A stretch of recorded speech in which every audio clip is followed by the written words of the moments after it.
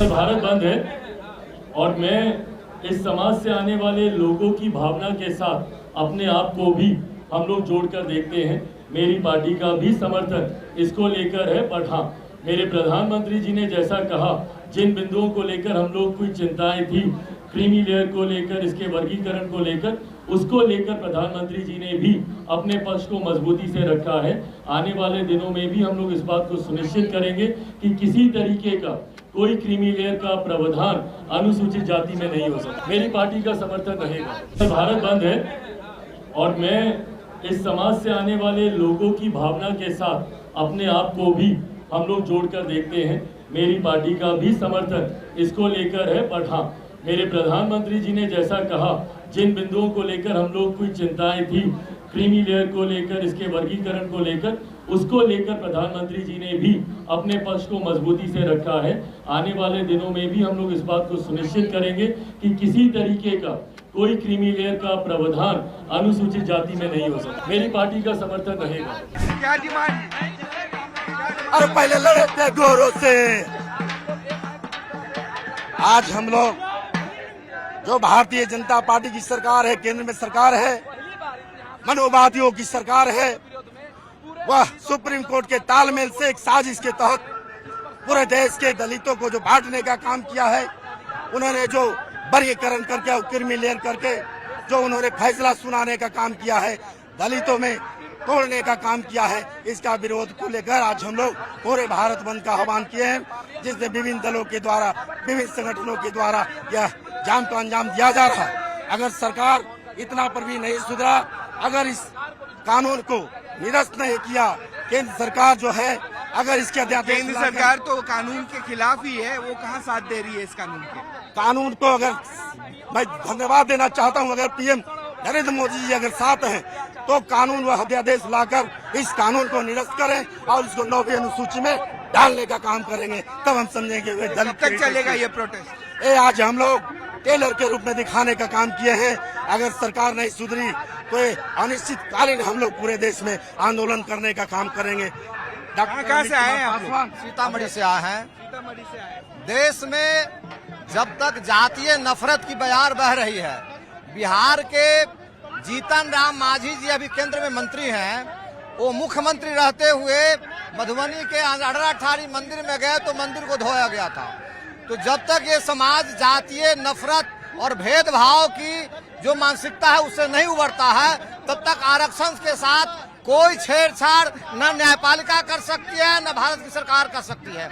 यदि ऐसी कोई पहल न्यायपालिका या भारत सरकार के द्वारा होता है तो ये आत्मघाती होगा और भारत का बहुसंख्यक समाज उसको बर्दाश्त नहीं करेगा, जिसको आप दलित कहते हैं, जिसको पिछड़ा कहते हैं, जिसको कमजोर कहते हैं। चिराग पासवान भी कह रहे हैं कि आप लोगों के सपोर्ट में है वो। चिराग पासवान जी ने यदि महसूस किया है कि जिस सरकार में वो बैठे हैं वो सरकार दलितों के साथ, कमजोर तबकों के साथ नाइंसाफी कर रही है, तो उन्हें निर्णय लेना पड़ेगा उनको किस सांचे में रहना है, उन्हें सड़क पे रहना है या सत्ता में रहना है, ये चिराग पासवान जी को तय करना होगा। What was the need for the लाठी चार्ज? उनके द्वारा बैरिकेडिंग तोड़ दिया था और आगे बढ़ने की कोशिश की जा रही थी। उनके पुलिस के साथ भी नोकझोंक हुई, तो शांतिपूर्ण जो प्रदर्शन था वो हिंसक बन गया था, इसीलिए हम लोगों ने खदेड़ दिया। आगे अभी आप लोग यहाँ पे लॉ एंड ऑर्डर सिचुएशन के लिए क्या करने वाले? पुलिस डिप्लॉयमेंट अभी कब तक रहेगी? अभी तो यातायात सामान्य हो गया है, तो हम लोग सामान्य रखने की कोशिश करेंगे। सर, आप यहाँ पे लॉ एंड ऑर्डर सिचुएशन बिगड़ते हुए देख रहे थे। भाई उनके द्वारा बैरिकेडिंग तोड़ दी गई, हिंसा पर उतारू हो गए, पुलिस के साथ नोकझोंक किया, एक प्रशासन के आदमी जख्मी हो गए। जब वो बैरिकेडिंग तोड़ के वायलेंस पर उतारू हो गए, वैसी स्थिति में उनको कंट्रोल करने के लिए जो एक्शन लेना था पुलिस को उसने लिया। क्या परमिशन लिया था इन लोगों ने प्रोटेस्ट करने के लिए? प्रोटेस्ट का, इस तरह के प्रोटेस्ट का परमिशन नहीं मिलता। जी, तो हमने देखा कि ये एडीएम लॉ एंड ऑर्डर थे और इससे पहले जिससे बात हो रही थी वो एसडीएम पटना सदर थे, और इनका कहना था कि परमिशन इस जगह के लिए नहीं मिलती है प्रोटेस्टर्स को, क्योंकि ये बिल्कुल ही सेंटर पॉइंट है इस शहर का, जहां से चारों तरफ की ट्रैफिक मूव करती है। और यहाँ जब जो प्रोटेस्टर्स थे वो जब वायलेंट हुए तब पुलिस ने एक्शन लिया और उन पर हल्की लाठीचार्ज करके उन्हें यहाँ से हटाया। भारत बंद है और मैं इस समाज से आने वाले लोगों की भावना के साथ अपने आप को भी हम लोग जोड़कर देखते हैं। मेरी पार्टी का भी समर्थन इसको लेकर है। बट हाँ, मेरे प्रधानमंत्री जी ने जैसा कहा, जिन बिंदुओं को लेकर हम लोग कोई चिंताएं थी, क्रीमी लेयर को लेकर, इसके वर्गीकरण को लेकर, उसको लेकर प्रधानमंत्री जी ने भी अपने पक्ष को मजबूती से रखा है। आने वाले दिनों में भी हम लोग इस बात को सुनिश्चित करेंगे कि किसी तरीके का कोई क्रीमी लेयर का प्रावधान अनुसूचित जाति में नहीं हो सकता। मेरी पार्टी का समर्थन रहेगा।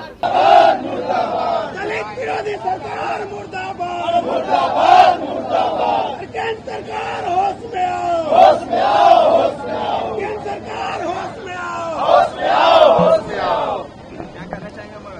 देखिए, हम लोगों ने भारत बंद का कॉल दिया था और हम लोग सड़कों पर इसलिए उतरे हैं कि माननीय सुप्रीम कोर्ट का हम लोग बहुत इज्जत कदर करते हैं, मगर सुप्रीम कोर्ट के द्वारा बार बार अनुसूचित जाति जनजाति के आरक्षण में छेड़छाड़, उनका वर्गीकरण, दलितों को बांटने का जो फैसला दिया, इससे पूरे देश के दलित में नाराजगी, इसलिए हम लोग भारत बंद, हम लोग मांग करते हैं केंद्र सरकार से सुप्रीम कोर्ट का फैसला जो SC/ST वर्गीकरण का है, क्रीमी लेयर का है, उसको जल्द अध्यादेश ला करके कानून बना के केंद्र सरकार बंद करे। आर्टिकल 341 के तहत किसी भी स्टेट को ये पावर नहीं है कि दलितों की सूची में बंटवारा करे, आरक्षण का बंदरबाट करे। इसके बावजूद भी बीजेपी सरकार हरियाणा में कर रही है, पूरा कैबिनेट से पास कर दिया है। इससे पूरे देश के दलित, हम चाहते हैं कि आरक्षण को 9वीं अनुसूची में डाला जाए और निजी क्षेत्र न्यायपालिका में आरक्षण दे। हम लोगों को यह मांग है, पूरे देश में जाति जनगणना कराए। अगर सरकार दलितों की बात नहीं मांगती है तो हम लोग कुछ भी करने के लिए तैयार हैं, मगर आरक्षण से कोई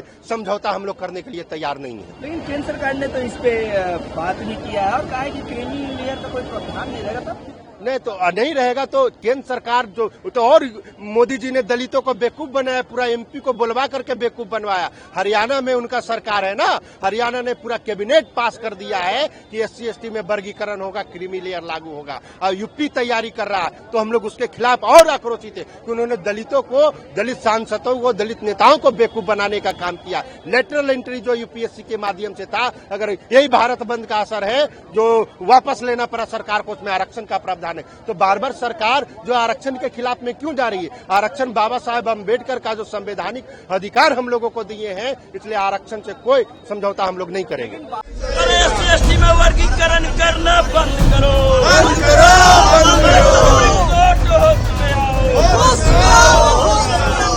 The barricades are being lifted up by the protesters of the Ambedkar College